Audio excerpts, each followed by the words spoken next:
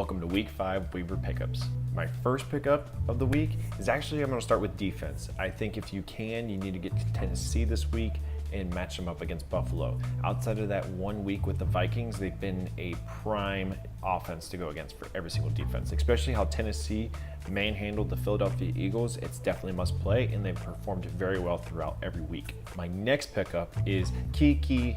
Do you love me?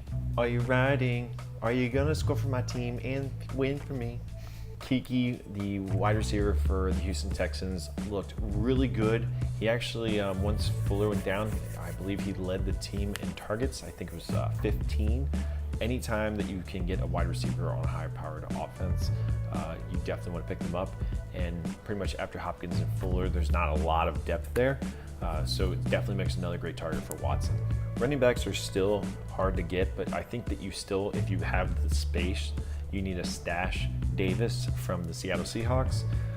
As soon as Chris Carson went down, he stepped up. I still think Penny is going to be the primary back here, but you still got to take that stash if you need it. The next running back, he had a ton of targets for his team, which is Hines. I'm not really a big fan of the Colts offense, but he showed that he had the productivity. He put up good numbers, so I think it's someone that you got to stash on your bench. For quarterbacks, you could do Mike Trubisky. I don't think he'll be able to replicate that kind of game again. In fact, I'm thinking that, that game might be a fluke, but, it's still someone that you might need to pick up. I'm worried that he's going to be the next Rex Grossman. Remember, he would throw for like 5 touchdowns, and the next game he would do like 10 turnovers.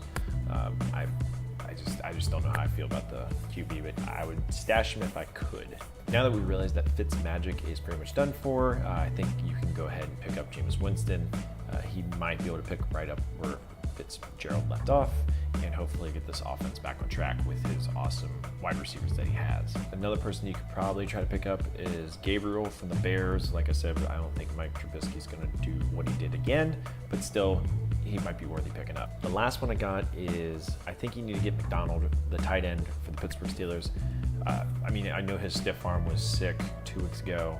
This week, he still did pretty good. He did have that fumble, which was not very good, but he still put up 60 yards. Anytime you can get a tight end that's going to be putting up 60 or 6 or more points every week, that's someone that you probably should try to pick up.